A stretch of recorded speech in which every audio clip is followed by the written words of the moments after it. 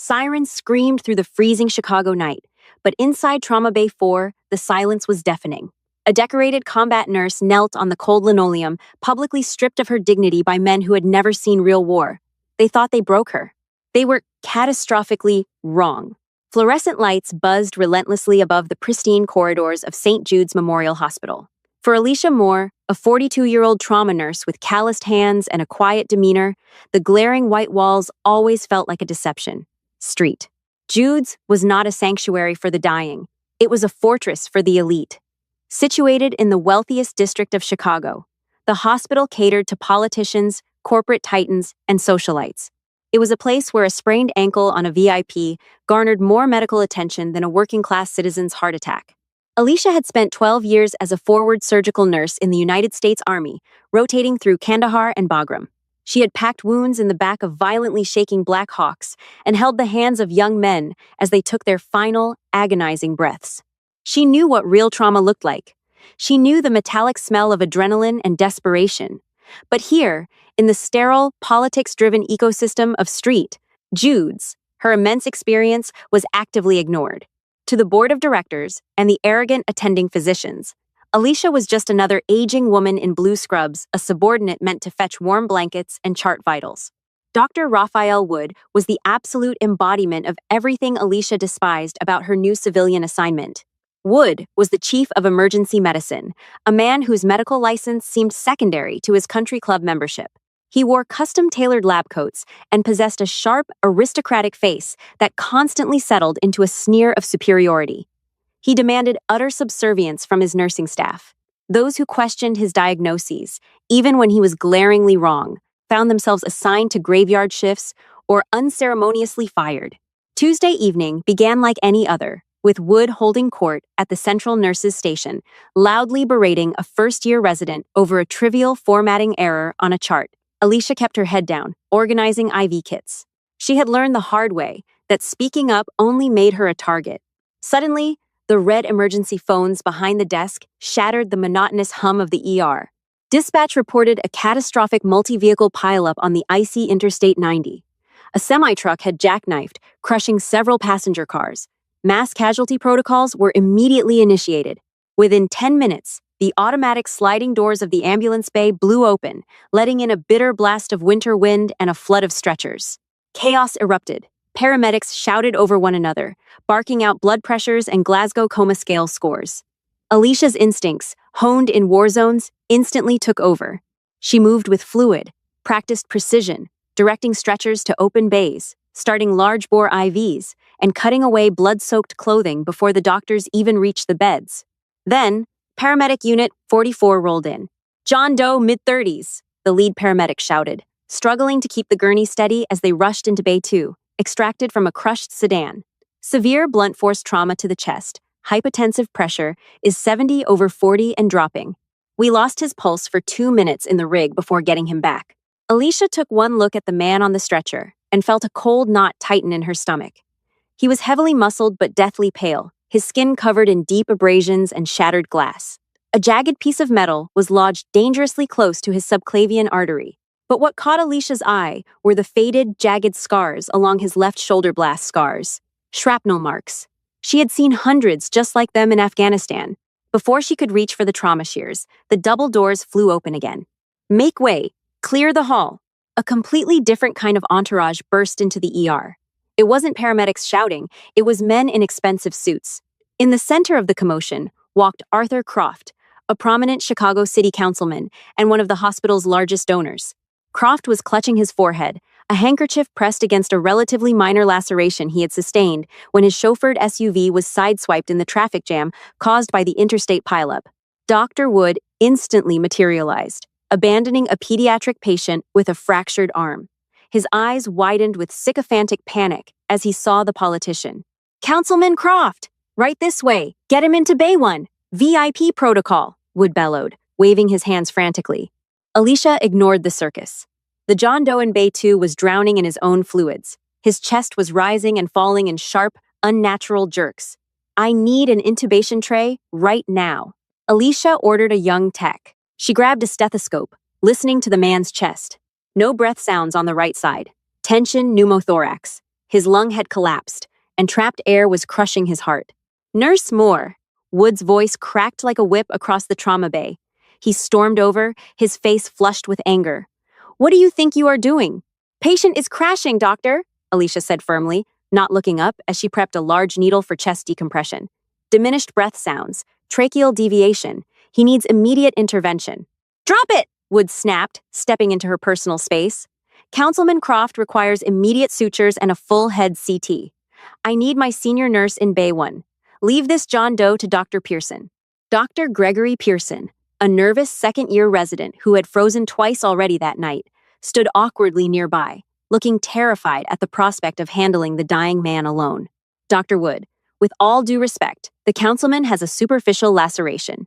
He is stable, Alicia argued, her voice tight but professional. This man is seconds away from cardiac arrest. Pearson can't handle a chest tube insertion alone. Wood's eyes darkened. The fact that a nurse, a woman he viewed as a glorified waitress with a stethoscope, was defying him in a room full of people, triggered a vicious rage. He reached out and physically snatched the decompression needle from Alicia's hand, tossing it onto a metal tray with a loud clatter. The entire ER went dead silent. Nurses, techs, and patients turned to watch.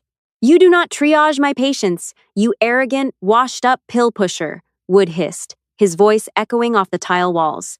He pointed a manicured finger directly at her face. You think because you spent a few years playing Florence Nightingale in some sandbox that you know medicine?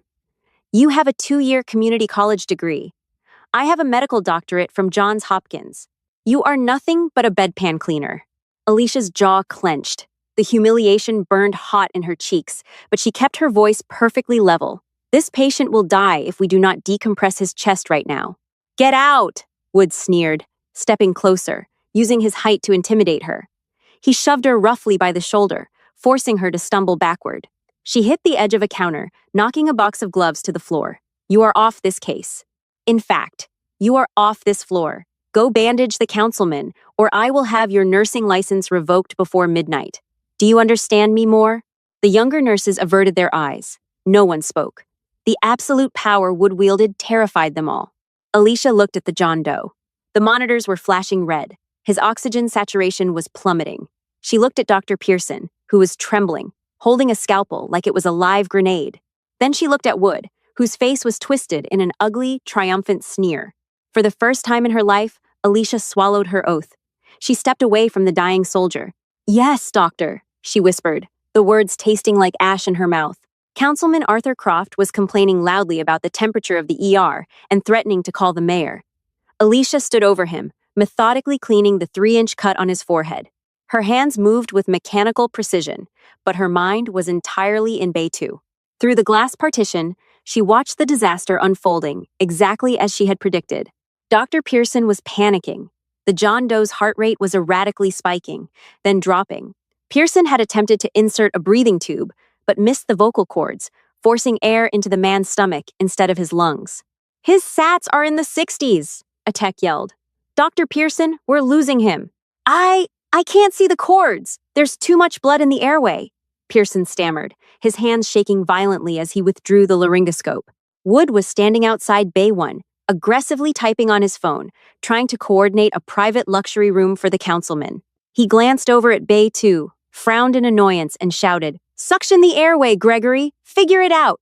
Alicia felt a cold sweat break out across her neck. The John Doe's skin was turning a horrifying shade of blue. He was suffocating.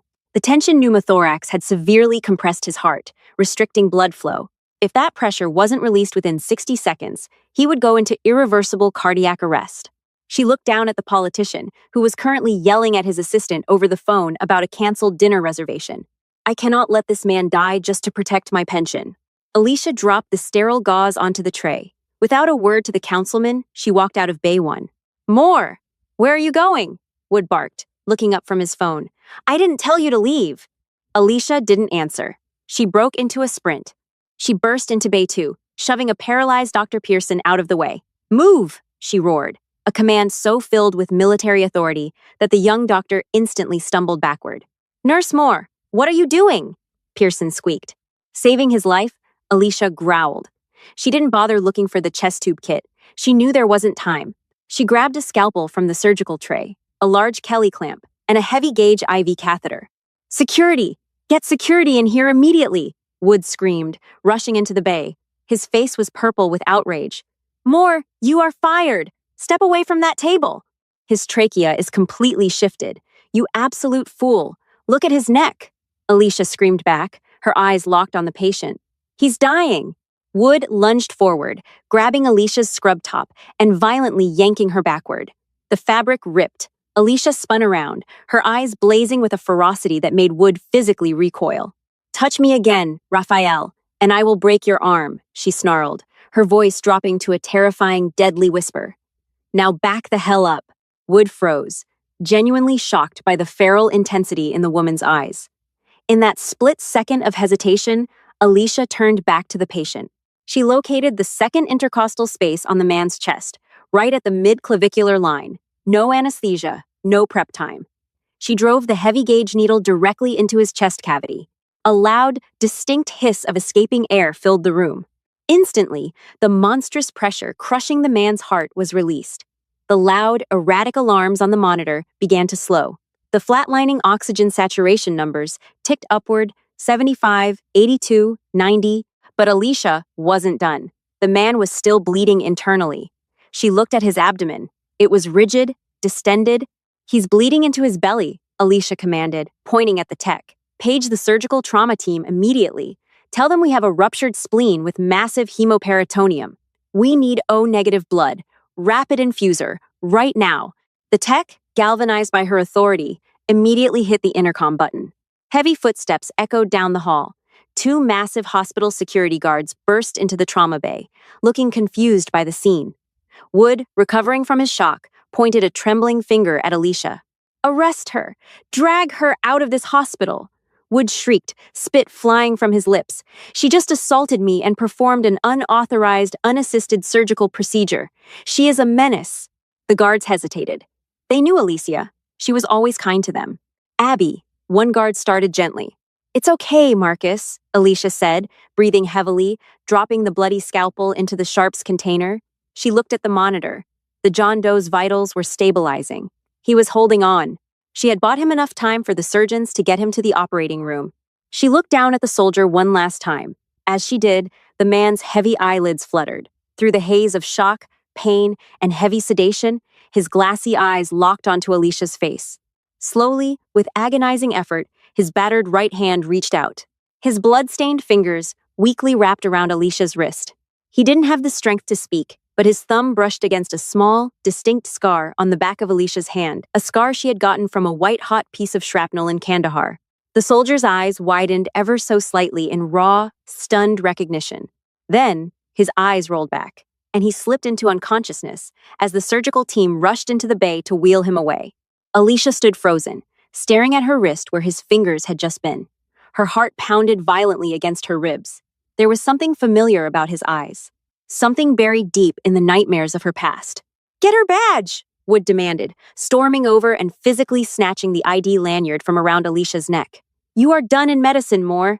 I will make sure the state board reads every detail of your insubordination. You will never work in a hospital again." Alicia didn't fight back. The adrenaline was fading, leaving her exhausted and hollow. She allowed the security guards to gently escort her out of the trauma bay, down the long, blindingly white hallways, and out into the freezing Chicago snow. She walked to a rusty sedan in the parking lot, her torn scrubs offering no protection against the winter wind. She had saved a life, but it had cost her everything. Her career was over. The establishment had won. She just caved the key in the ignition, the engines sputtering to life, completely unaware that the man whose chest she had just cut open was not just a random John Doe. He was someone who possessed the power to bring street. Jude's Memorial Hospital and Dr.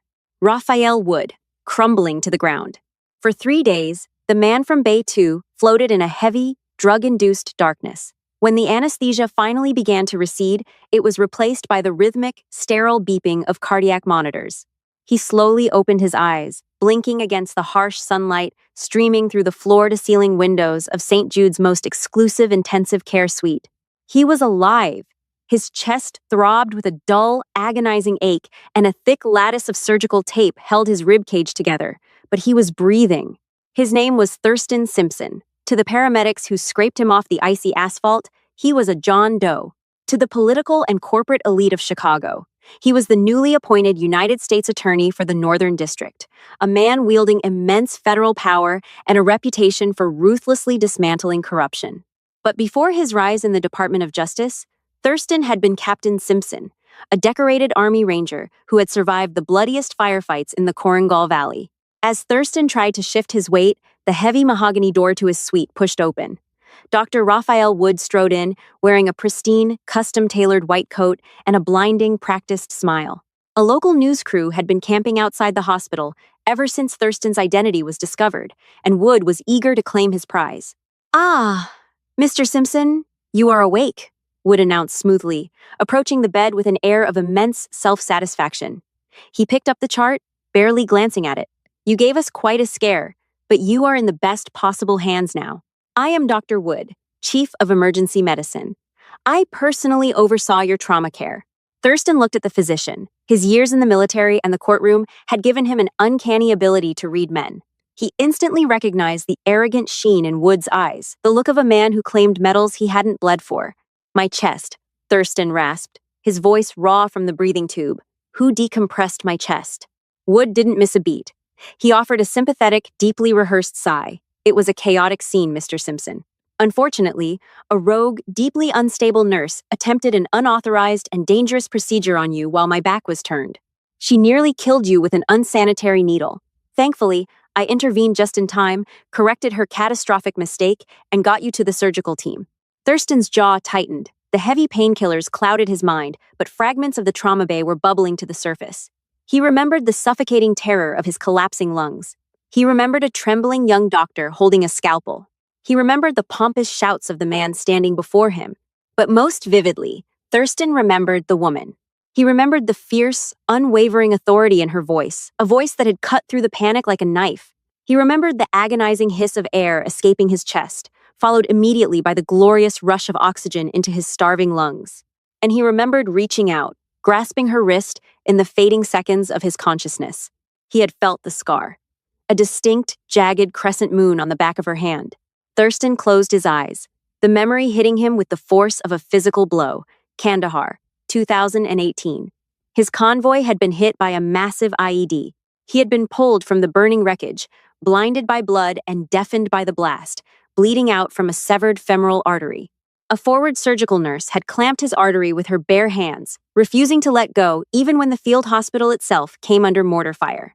He had never learned her name, but he had memorized the scar on the hand that held his life together, while shrapnel rained down on the tent. "What was her name?" Thurston asked, his voice dropping to a dangerous, quiet register. Wood waved his hand dismissively. "Oh, you don't need to concern yourself with her, Mr. Simpson. She was a former combat nurse with severe PTSD, Alicia Moore, completely unhinged. I have already initiated the process to strip her of her medical license and ban her from every hospital in the state." Alicia Moore. Thurston opened his eyes, staring directly into Wood's smug face. The doctor had no idea he was standing in the same room as a former Tier 1 operator who owed his life twice to the woman he was trying to destroy. "I see," Thurston whispered, a cold, predatory calm washing over him. "Thank you for your intervention, Dr. Wood." "Think nothing of it," Wood smiled, adjusting his Rolex. "We have a formal disciplinary board hearing regarding her termination tomorrow afternoon.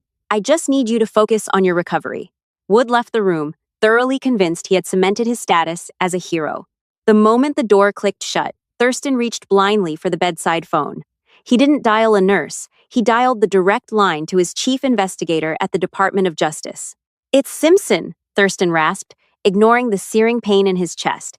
"I need you to pull the security footage from St. Jude's Emergency Room, Trauma Bay 2, from Tuesday night. Subpoena it if you have to.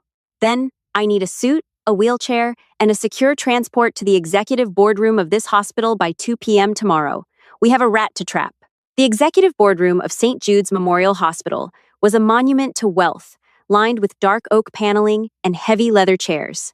At the head of the massive glass table sat the hospital's board of directors, flanked by the legal team. Alicia Moore sat entirely alone on the opposite side of the table. She wore a simple gray suit, her hands folded neatly in her lap.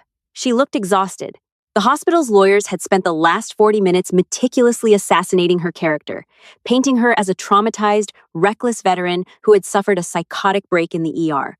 Dr. Raphael Wood stood near the projector screen, basking in the spotlight.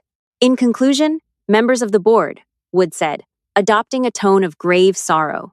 Nurse Moore bypassed all standard protocols, physically assaulted me, and drove a needle into a VIP patient's chest in a manic episode of hero syndrome. If I had not physically pushed her aside to stabilize Mr. Simpson, the U.S. attorney would be dead. She is a massive liability. Her license must be permanently revoked, and criminal assault charges should be filed. The board president nodded solemnly. Thank you, Dr. Wood. Nurse Moore, given the severity of these infractions, your termination is effective immediately. We will be forwarding Dr. Wood's report to the State Nursing Board with our highest recommendation for permanent revocation. Alicia stared at the polished glass table. The injustice of it all burned in her throat, thick and suffocating. She had given her entire life to saving others, sacrificing her youth to war zones and trauma bays, only to be thrown away by a coward in a tailored suit. Do you have anything to say for yourself before we adjourn? The president asked coldly. Alicia took a breath, preparing to speak, but she was interrupted. The heavy double doors of the boardroom swung open with a loud, echoing crack. The room fell into stunned silence. Two massive men in dark suits stepped into the room, their earpieces clearly visible. Between them, gripping the wheels of a hospital-issued wheelchair with white-knuckled intensity, was Thurston Simpson. He was pale, sweating, and hooked to a portable oxygen tank, but his eyes burned with a terrifying, righteous fury. "Mr. Simpson!" Wood gasped, the color instantly draining from his aristocratic face. "What are you doing out of bed? You are in no condition." "Shut your mouth, Wood!" Thurston snapped, his voice cracking like a whip. The sheer command in his tone made the entire board of directors flinch. Thurston wheeled himself forward, his security detail moving seamlessly behind him. He ignored the board. He ignored the lawyers. His eyes locked onto the woman sitting alone at the table. Alicia stared at the man in the wheelchair. She recognized him instantly as the dying John Doe. But as he looked at her, the sterile boardroom seemed to fade away, replaced by the deafening roar of a dusty medical tent in Kandahar. She remembered the bleeding soldier. She remembered the boy whose legs she had held together, while the world exploded around them. "Captain?" Alicia whispered, the words slipping out before she could stop it. "It's been a long time, Moore," Thurston said, a fierce, emotional smile breaking through his pain. He slowly reached out his hand, palm up. Alicia looked down. There, on the back of his right hand, was a faded, jagged scar from a piece of shrapnel, the exact mirror of the scar on her own hand, sustained in the exact same mortar blast. The boardroom was dead silent. Wood looked like he was going to vomit. "Senator! Mr. Attorney," the board president stammered, standing up. "We are in the middle of a disciplinary hearing regarding the woman who assaulted you. The only person assaulted in that trauma bay was the truth," Thurston interrupted, turning his icy glare toward the board. He gestured to his security chief. "Play the tape!" The investigator stepped forward, plugging a flash drive into the boardroom's projector. Wood panicked. "That footage is confidential hospital property. You do not have the authorization. I am the chief federal law enforcement officer for this district, and I have a federal subpoena," Thurston roared, the authorities shaking the room. "Sit down!" Wood collapsed into his chair. On the massive screen, the silent, high-definition security footage from Trauma Bay 2 played. It showed Dr. Pearson freezing. It showed Wood screaming at Alicia and violently shoving her into a counter to go treat a politician's minor cut. It showed Thurston turning blue, mere seconds from death. And then, it showed Alicia Moore. It showed her sprinting into the room, shoving the paralyzed doctor aside, fighting Wood off, and saving Thurston's life with flawless, brutal precision. When the video ended, the silence in the boardroom was absolute. The board members stared at Wood in open, disgusted horror. "Dr. Wood," Thurston said, his voice dripping with venom, "you abandoned a dying man to kiss the ring of a city councilman. You falsified medical records. You lied to a federal investigator. And you attempted to destroy the career of the most capable medical professional in this building to cover your own cowardice." Thurston turned his attention to the board president. "My office is officially launching a full federal investigation into the emergency protocols, billing practices, and administrative cover-ups at St. Jude's Memorial. Unless, of course, a few things change immediately." The president swallowed hard, terrified of the PR nightmare. and federal indictments looming over his hospital. What do you suggest, Mr. Simpson? First, Dr. Wood's employment is terminated, effectively immediately. I have a squad car waiting outside to arrest him for medical malpractice and assault, Thurston stated coldly. Wood buried his face in his hands, completely broken. Second, Thurston continued, turning his wheelchair to face Alicia. The anger melted from his eyes, replaced by profound, overwhelming gratitude.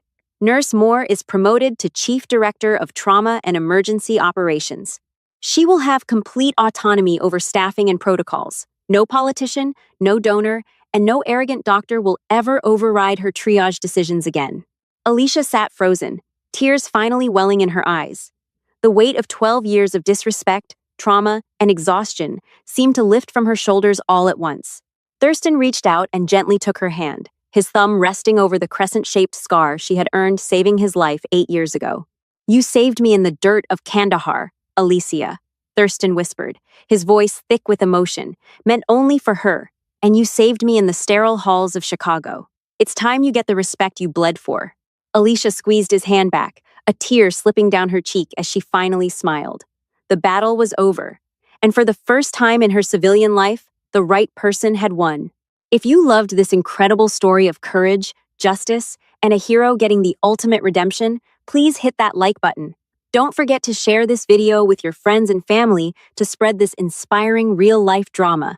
Subscribe to our channel and ring the notification bell so you never miss out on more gripping, twist-filled stories just like this one.